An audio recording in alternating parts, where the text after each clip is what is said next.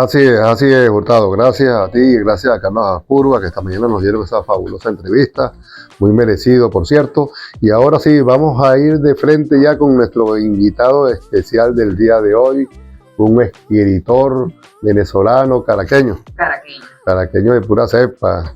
Y excelente, viene hoy a hablarnos un poco de su trabajo literario y en primer lugar, bueno, Johan, buenas tardes, ¿cómo estás? Muy buenas tardes, muchas gracias por la invitación a esta gran entrevista. Amén, así es, y va a ser grande porque el personaje de hoy de verdad que lo merece y sobre todo por el tema que trae. Una pregunta, ¿cómo se llama el libro que escribiste? Las raíces judías del Islam. Interesante tema para los que conocemos la historia de la humanidad y la Biblia. Sabemos mucho de eso, pero muchas personas de verdad que desconocen el tema. ¿Qué te motivó a escribir sobre ese libro? Wow. A escribir ese libro, mejor dicho. Para escribir el libro me han motivado varios aspectos. Uno de ellos es que no había un material de habla hispana que hable de lo común que tienen ambos pueblos, ambos hijos de Abraham. Los materiales que son conocidos están en inglés, pero que no han profundizado mucho en el tema. Además de que hace pocos años han salido algunos libros que analizan el origen judío del cristianismo, que es una de las religiones que domina en Occidente, pero que la gente no conoce, como dice, cómo nació como comunidad religiosa.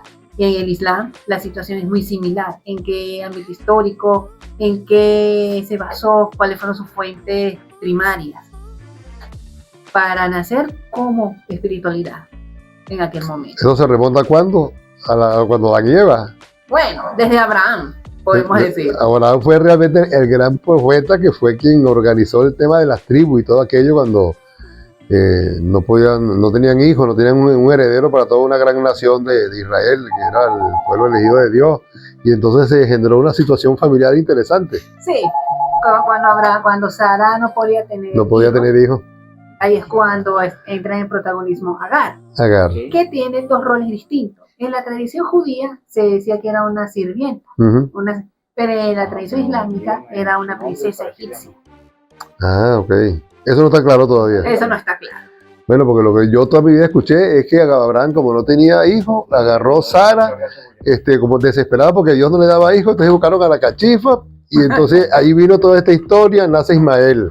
Entonces, cuando después Sara sí pudo tener un hijo. Entonces, claro, hay un tema y también hay mucha gente que está chiste con relación a esto, pero yo no voy a caer en eso.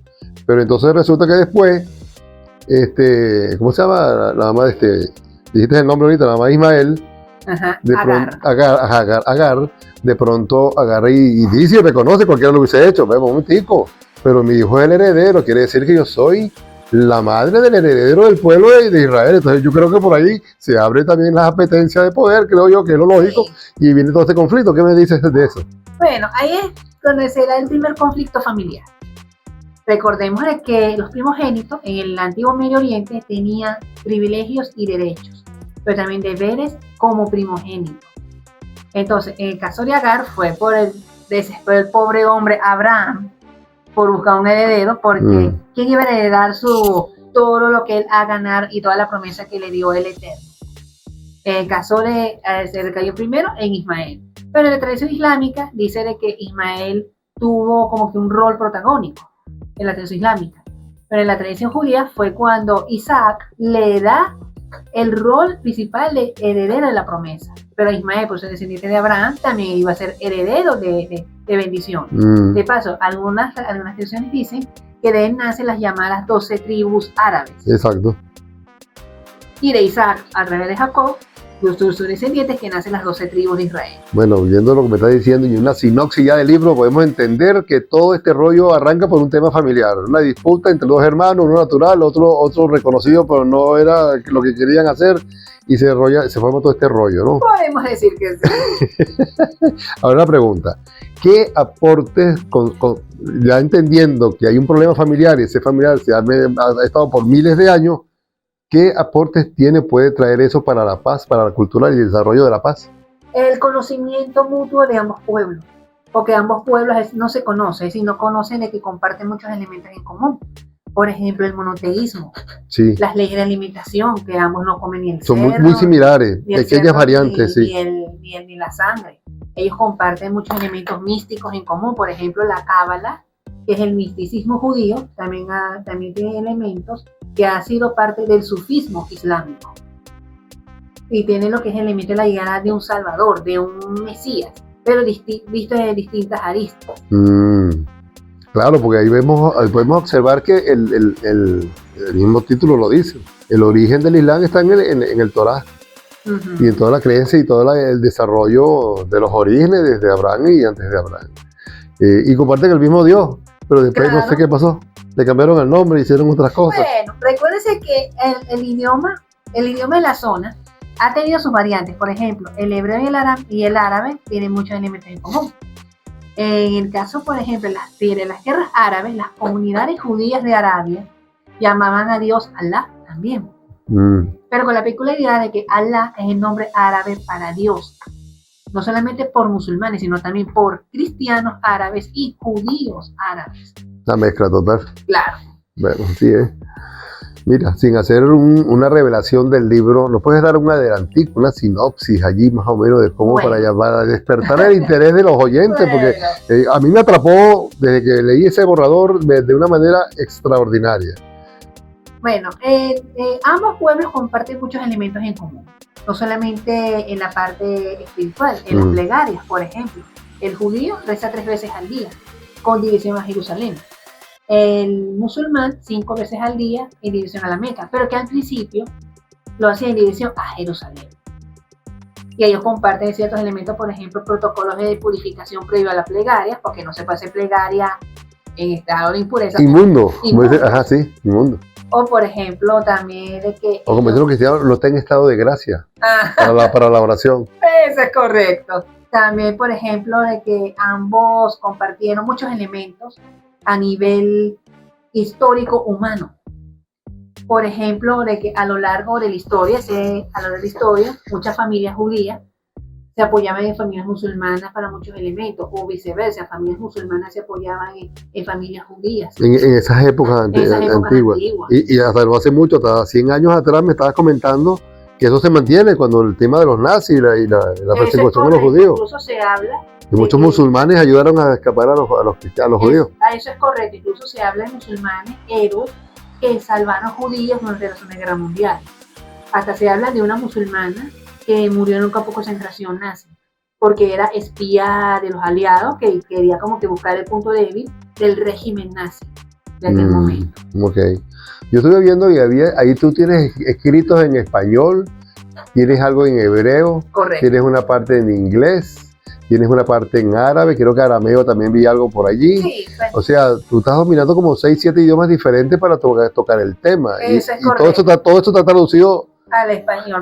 Me imagino que tomaste textos originales en cada idioma y después hiciste una interpretación y la traducción para un entendimiento en castellano o en español. Eso es correcto, porque... Tremendo trabajo. Porque, por ejemplo, como les dije la palabra, el nombre de Dios, Allah, que hace un pequeño agregado. En el judaísmo, el nombre de Dios no se pronuncia, porque hay dos aspectos. Uno, la prohibición de pronunciar el nombre de Dios en vano.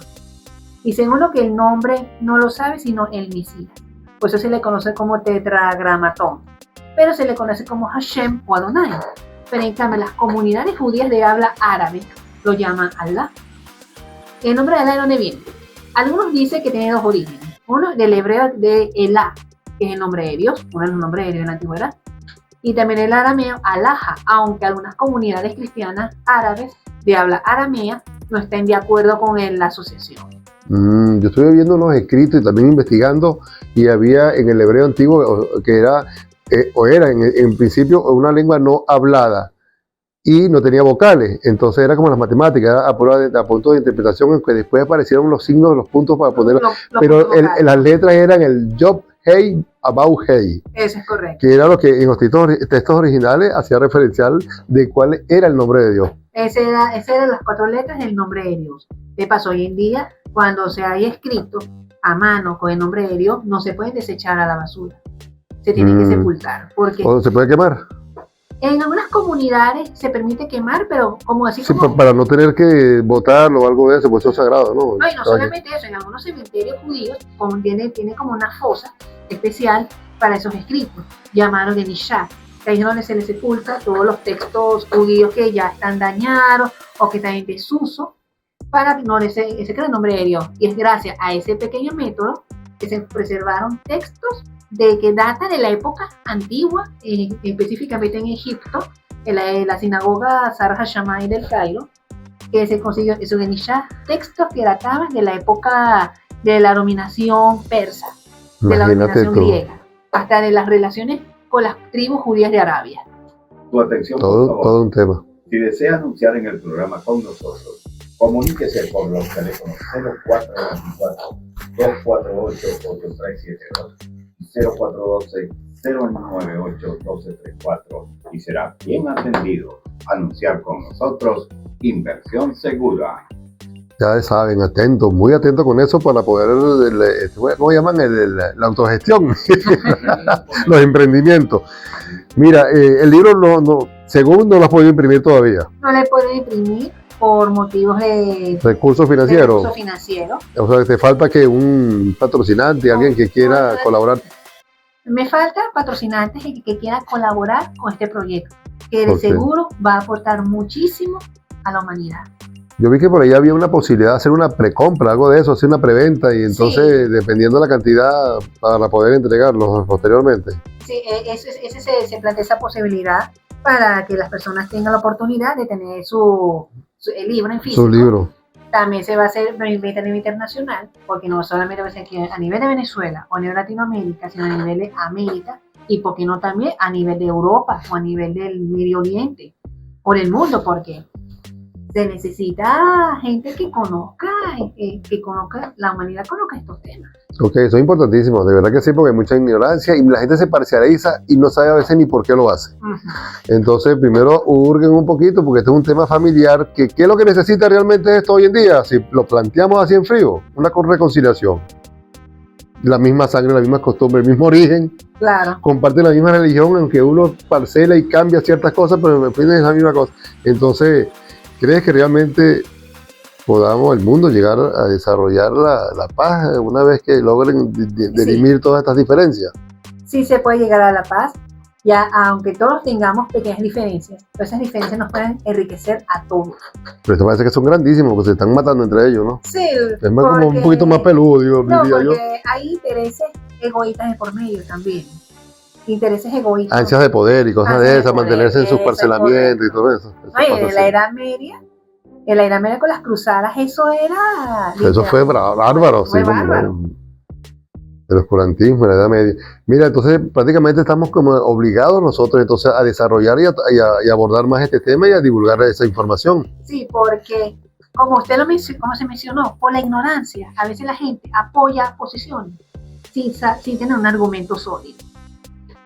Mira, yo me acuerdo cuando yo era estudiante, salieron los muchachos allá y el que lanza piedra preguntar Mandela, y cuando le preguntaron a los jóvenes, mira, vale, ¿quién es Mandela? Yo no sé, pero me encanta lanzar piedra. Es una realidad de vida. Claro.